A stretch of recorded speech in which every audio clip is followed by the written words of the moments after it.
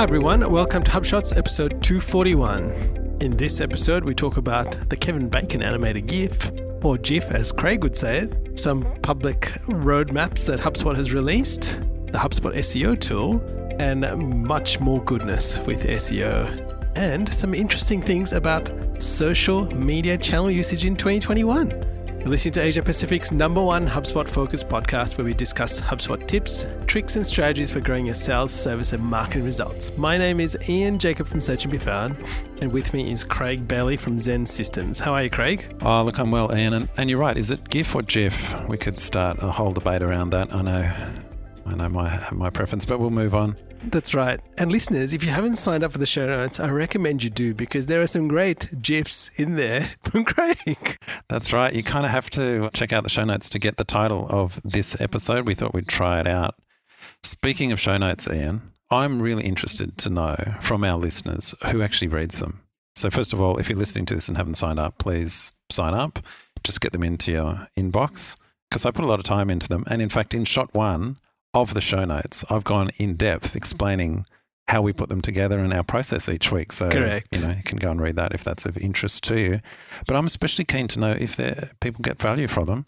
And further, what else can we do? How can we make them better? How can we help you grow better, Ian? That's right.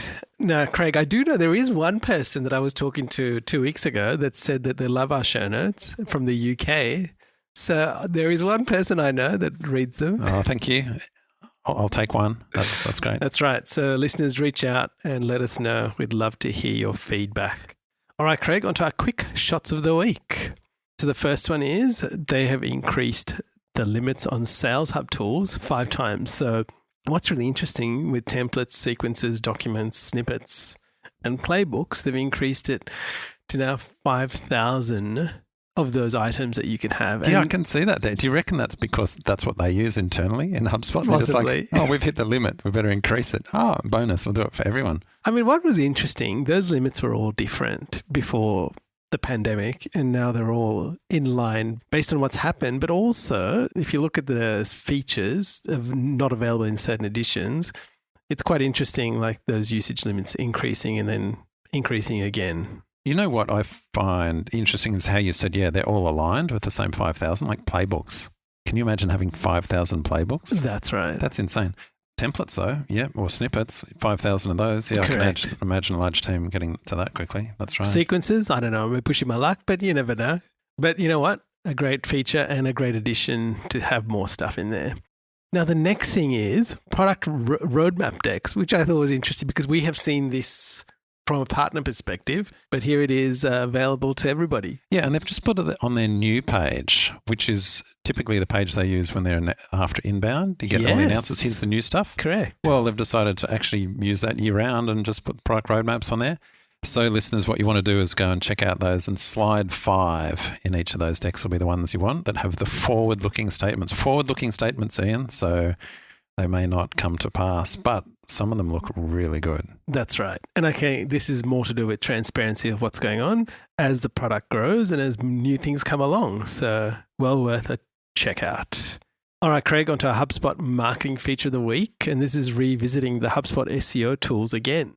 That's right. I mean, we first covered this back in, we've covered this many times, but we most recently in 234. Correct. And I thought it was worth jumping in again because they've got incremental improvement, which is my favorite kind of improvement, just continual incremental improvement. So you can run an audit. By the way, it doesn't have to be a website in your portal, it can be any URL. So you'll remember in the last time we talked about this, we actually ran the audit on the HubSpot site itself, which we thought was funny, but it was actually quite illuminating as well.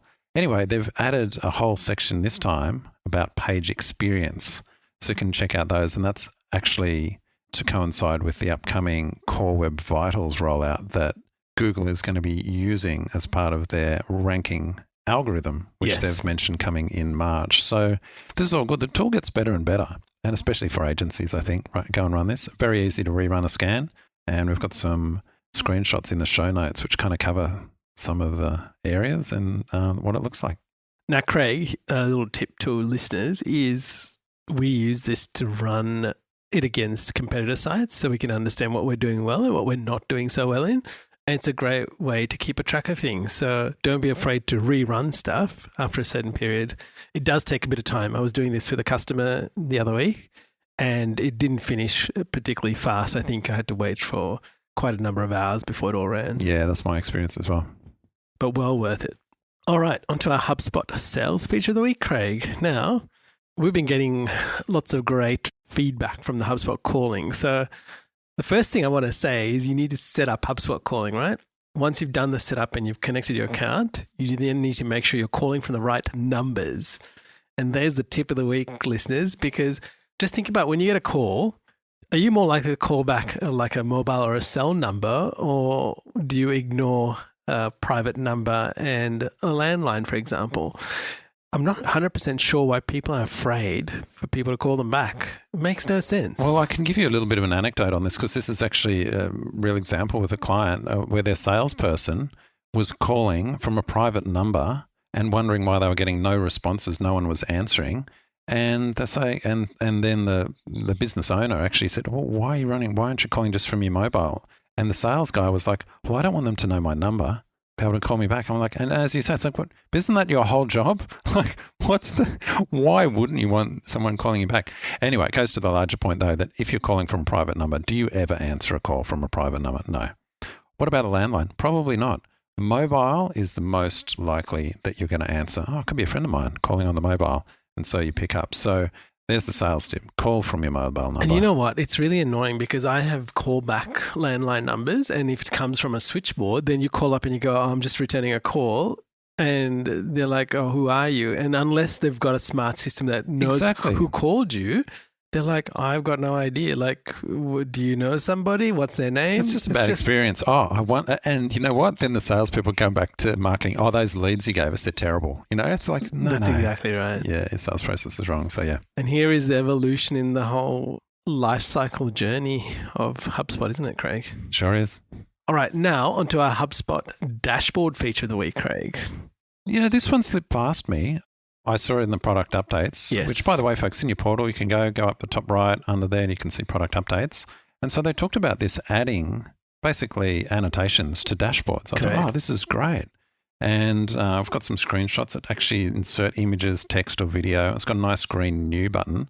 But as you inform me, this has actually been there for a while. The only thing new about this is the label they've put under the actions menu. So, Craig, it was in the pre-made dashboard widgets, essentially, right? It was there. It was like a text widget. And thank you for calling them widgets. They call them reports. Correct. I've always struggled with this HubSpot report. Oh, is that a report or is it a widget? No. It's a widget on a dashboard, they should just call them widgets. Yep. I've used it a couple of times and probably more so now. But when you put this in, I was like, oh, hang on a second. Have I used this before? And sure enough, I have. But the big thing here is you can do text, images, and I think now maybe what wasn't available before was the video part. Oh, so that is the new part. Which I think I didn't see before, which has now become available. So, and what about mentions, the @ mentions? Yes, I think they were there before. So okay. I think it's well worth using. We've started using this. So listeners, so you know, we started using this with a customer of ours where we weren't reporting on call data, which are from Google Ads. And so we were manually sticking this into one of these widgets that was showing them call data on a monthly basis. So they could actually have a holistic view of what was going on. Because what we've discovered with quite a few clients over this last year, people's habits seem to have changed. So people would have previously filled out forms, expected a call back. Now people are happy to pick up the phone and call somebody directly off the ad and almost get help instantly or ask for whatever they want now and then, which I think is a really interesting shift in that market of what's happening. So you might be thinking, oh, gee, my form fills are going down, my conversions are going down, and my cost per click's going up. What's going on? But when you look at the picture holistically, it's probably similar or even better now because people are more likely to call you straight off the bat. Yeah, so this is really cool. And by the way, regardless of whether it's new or not, I had missed it. So maybe listeners, maybe you'd missed it as well. So I think that's a really handy feature. 2 comments I wanted to make. You know how you can set up a scheduled email to go out? Yes. Will that include this annotation report? Actually, it should. Now, I should actually check. We put a whole, and you could put a really nice image with your branding and everything as the very first report I want to call it a widget at the top, and then it goes out in the email. So there's a bit of branding you put out there and set up automated. That'd be nice. No, I did stick an image in one of the test ones I did, Craig, and if the image is not resized correctly, it doesn't resize it nicely like it resizes, and it just looks like one big blob. So there's something to watch out there's for. There's a gotcha of the week. Now, the second thing I want to say, I would love to be able to insert iframes. Yes. And basically then pull in from other tools right into the HubSpot dashboard. I wonder if that's coming. I mean, maybe there's too many security problems with having that kind of thing come in, but wouldn't that be handy? Exactly, it would be. And I think this goes to show it's those little things that make a big difference, isn't it, Craig? All right, now talking about our HubSpot Gotcha of the Week, Craig, it's about fully specifying pop-up form location targeting. All right, I've been caught by this before. Probably if we went back through shows, I've talked about where I got caught by this. I think we have got caught. Yeah. You both you and me. Yeah. And so this affects, by the way, this is just for people that have a portal that's running multiple sites. So we've got an enterprise portal and we've got a whole bunch of different sites that of my companies that we run through it. So I was doing a pop-up form and I wanted it to show on one particular site, but every single blog post of that site. It was a promotion just for a week. Yeah. So what did I do? I'll be really smart. I just said targeting if contains the word blog. All right. So you know what's happened. All my other sites were suddenly seeing this pop-up form. Correct. Which was totally irrelevant. So if you happen to visit HubShots or Zen site or our Zen Solar site, you would have seen this promotion for a totally different brand and product. Very embarrassing. So, and I looked at the stats, it had 1,000 views. Oh, no. Anyway, that's the gotcha. And the answer is just, of course, not to do those partials, but just do a fully qualified. That's right. So you want to put targeting. In the www.yourdomain/blog in this instance to fix that. That's right. And listeners, one thing I would suggest you do when you try these kind of things, make sure you test them because we've had the same thing. No, but here's the thing. Because it was targeted and also exclusion lists, because if someone had already filled it out, they're excluded, right? Which is a really nice thing from targeting. Yes. Of course, I've tested it before. Yes. So I'm excluded. So I didn't see it. It was only when I happened to be visiting actually our Zen site incognito that it suddenly popped up. I was like, what's this? Oh, made that mistake again. And there you have it. All right, now, Craig, onto our marketing tip of the week, how to spot automated LinkedIn outreach emails. And this was a cracker. You shared this in a chat that we were having, and I just couldn't help myself but laugh. Yeah. How much LinkedIn spam do you get? And by that, I mean people that are sending you emails where they've obviously got your details from LinkedIn.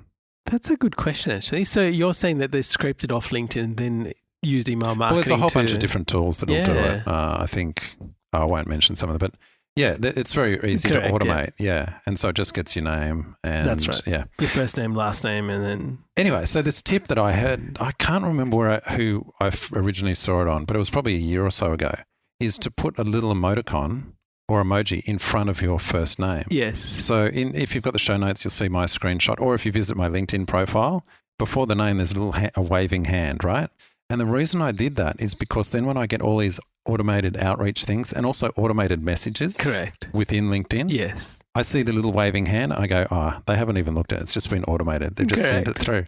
So I've got some screenshots about how to check that and an example of one. Quite a well-crafted email that I received, except there's a waving hand all the way through it where they've tried to personalize it and haven't checked it. So yeah, anyway, that's great because the moment I see them, bang, archive, I just ignore them. Yeah. So what made you look at this one, Craig? That made your list? Well, it came in and I saw a couple of those hand waves. I thought, I'll share this with you. Another example of how it just saves you time. This is an efficiency hack, by the way. When you're scanning through all those emails, and the great thing is when they do it in the subject line and it's straight before your name. Yeah. Exactly. Yeah. Now, just to be clear, you might actually want to find an emoticon. Is it an emoji or an emoticon? I always forget which one this is. I think it's emoticon. You might want to choose one that's not popular because people do put them in subject lines. So it's quite often you see that, is that from my LinkedIn profile? Is that just them dressing up their subject line? But anyway, there's the tip. I just want to save on my inbox viewing. On to our Insight of the Week, Craig. And what B2B website visitors want versus what B2B website gives them. And this is a little study. This is from Orbit Media. We've mentioned them before on the show a number of times because Andy there puts out really good stuff, and the team as well, actually. Really good stuff. I really like it. Anyway, this was a study. The caveat, it was only around 400 respondents. They surveyed 200 B2B marketers and then 200 B2B visitors. And they asked them a bunch of questions. So small sample size and the usual caveats, people that answer surveys are skewing one way kind of thing. So don't treat it as general consensus, just treat it as interesting ideas to consider. Anyway, the premise is they'll ask the marketers what they think is important in a site, and then they'll ask visitors. So they asked a bunch of things. I've got a few takeaways, and I'll just mention some of them. So one of the things that visitors really value is quick access to information. So that's thoughtful navigation plus a search box. They just want to be able to search and get the stuff. And then they want to get information that actually answers their questions. Now, that could be research, insights, FAQs, whatever. But they want that. Less valuable to them, but of course, still part of it, is the design of the site, things like about pages, your brand story. People don't care about that. Well, according to this survey, they do care about team bios. Yeah. And of course, the site still has to have good design, but Correct. That's not the compelling feature. Whereas marketers often think, we've got to have the best looking site. We've got to have our story there. Yeah. And all this kind of thing. No. People just want to navigate to get answers to their questions. They want to solve their problem, right? They want to solve their problem. So it's kind of common sense in hindsight, but a few other things. So visitors, they're not worried about your calls to action. You know how marketers are like, we've got to make sure there's call to action there and one at the bottom, and, visitors don't care because they'll just search for what they want or the navigation. Interesting one, visitors like testimonials, especially when they're in content. Right. Versus case studies. Oh. Again, small numbers, so take it with a grain of salt. But I thought it was interesting. One of the differentiators was they don't go to a testimonials page. So if you've got them all collected over on a testimonials page, no. But if you've got testimonials within the content, product page, that kind of thing, that they do find useful, so beef that up. And so then at the end, I've got a little table, which I actually took from their site, from the Orbit Media site. And so, I think that's it. So I was thinking about that. And I was like, right, what's the actionable takeaway from this? Because I think there's useful stuff. It's one, look at your IA, your information architecture, navigation, make it really clear. Make sure there's a search box there. And also when you search, you actually get a good experience. You know those searches where it's like, pulls back junk and it's all format and you can't find anything. Yep. So that's got to be good. And then also just embedding more reviews and testimonials throughout the content. Just those proof statements that don't get in your way and don't require a lot of, engaging with. Yeah. And I think you're quite right, Craig. If you think about ease of navigation and getting the answers, look at what Google does. And, they've hit the nail on the head when it comes to that kind of stuff. So there's a lot that we can learn from what Google tests out. You know what? I just thought of a classic one is the pricing page. Any good SaaS tool now has pricing right in the top menu. Whereas remember, it was only a year or two ago, people were hiding it or you had to go to the footer to find pricing. Correct. What do people want at the site? Yeah. They want to know the pricing. That's right. And I'm still really frustrated when I go to some tools and they won't. And they won't tell you the pricing. Or you go to the pricing page and it says, fill in this form and someone will contact you. It's like, they're obviously either too expensive or too frustrating to work with. So Correct. gone. I'll forget it. And you're quite right, Craig. And I think another thing to watch is the flow of everything. So when I was talking to somebody today, it was a friend of a friend. And so I said, okay, I'm happy to help them out. And I just went through the flow of their site just to see. And I got confused because it was a direct, kind of like a directory, a listing for people that were looking for holistic health. I was confused with a bit of the language. I said, if I want to make a posting, then I don't know how much it costs because I get taken to another page. Like I was just really confused. I'm like, I want to know the price. Like make that really apparent what the price is. So you're quite right in what's being displayed here is that just need to make it really simple for people to get to what they want. All right, our Hub Shots throwback of the week, Craig. Speaking of reviews, do you know it was a year ago that HubSpot added reviews and ratings to the App Store, HubSpot App Store? Wow. Just a year ago. It seems like forever. Seems like forever, but I think the takeaway for me is, don't think it's too late because reviews and ratings, they've been on every other site for decades. Yes. And HubSpot, in their priority scheme, all right, we'll put it in. And it's incremental improvement, bang, bang. That was a year ago. Everyone would probably, takes it for granted now. All right. And here's our resources, social media use in 2021, Craig. You and I both found this article separately, and we're going to talk about it in the show. And it's the latest from Pew Research. Correct. Talking about social media use. Now, again, the caveats. So it's a smallish survey. Yes. I think it's around 1,500 US adults. Yeah. And here's the funny thing. You know how they surveyed them? Phone survey. Who answers a phone survey? I wonder if they were calling from a mobile number. That's right. But a phone survey, I'm like, who answers? Anyway, that alone will skew this to a certain type of person. So in saying that, Craig, do you think that these were organised surveys that people wanted to, instead of getting a digital survey questionnaire, maybe they organised a time where they said, okay, we need half an hour of your time where we can ask you some questions? I'm not sure the format, but if you follow the link, if you go to page 2, it actually has their whole methodology of how they did it. I didn't actually read that. Yeah, I didn't read that either. To work out how they We were just more interested in the trends, weren't we? Well, that's right, the trends. Now, 1,500 US adults who answered a phone survey, so that there's a certain demographic there. But the findings, this is what I thought was interesting. So Facebook, of course, has always been good, but you know what's killing it? YouTube. I was shocked. I was like, what are we doing? So listeners, we are actually recording this episode as we speak to post it on YouTube. I'm not saying there's a production quality here. We're recording it off our phones and we're going to test it out because... I mean, we've known video for ages, we have. Right? But there's lots of video, but then there's YouTube as a channel. And even over the last year, I've noticed I watch so much stuff on YouTube. And you're not wrong. We had a discussion about this. We've discussed this. Yeah. And, well, to the extent that I buy a YouTube Pro because I don't like ads, right? I don't want to be interrupted by ads. So I've got YouTube Premium. Yes. Ad-free. And it is such a strong source of information and learning for me. My takeaway from this is, as you know, I'm setting up a new office. I'm actually going to set up a studio where we record our recordings and do it professionally and put it to our YouTube channel. I've really, I'm 10 years too late to this, of course, but... You're never too late, Craig. I'm heartened by HubSpot's App Store. You're never too late. Correct. Get into it. And as long as the quality is good, it's kind of like saying, should I start a blog now because I'm too late? No, start a blog because it's providing useful content. YouTube, I'm going to do the same. That's right. You know what's interesting, Craig, is that we see a lot of things like Facebook have been on the roadmap since about 2012, right? Had increase over time, but has relatively since 2015 seemed to be quite flat. What's interesting with YouTube, it's first featured in 2018 and then pretty much 2021 has just taken this upward trend, which apart from, what is it? Is it Reddit? WhatsApp? I can't tell what that is. I think it's Reddit with a similar trajectory and maybe even Pinterest, to be honest, that have a very similar trajectory upwards. So I thought that was very interesting.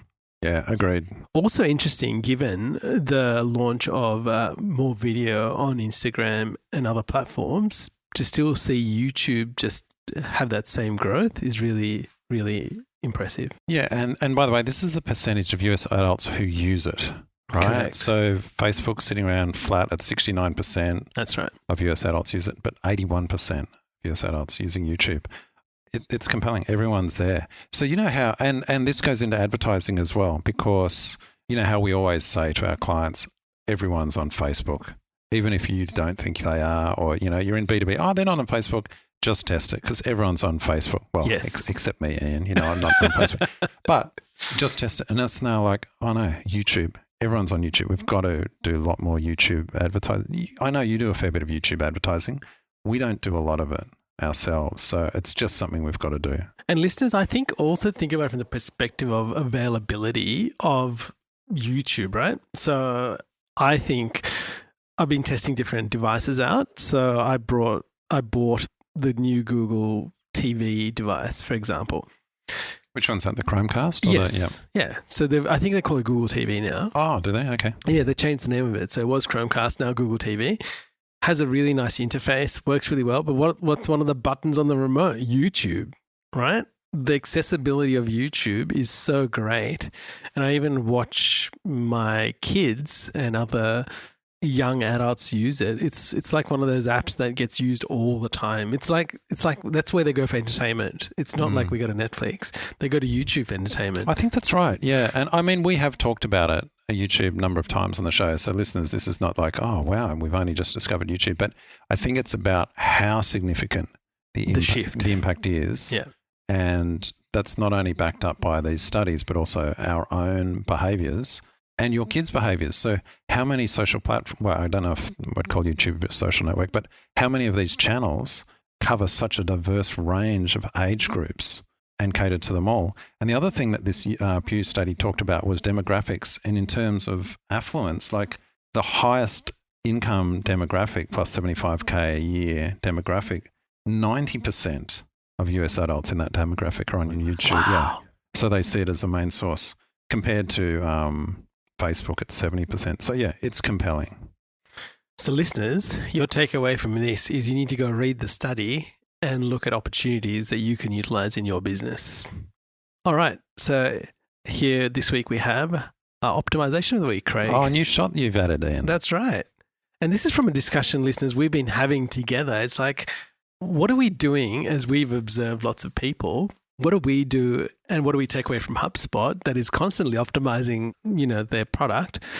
What do we do in our daily lives that are optimizing the way we work and the way we interact with people?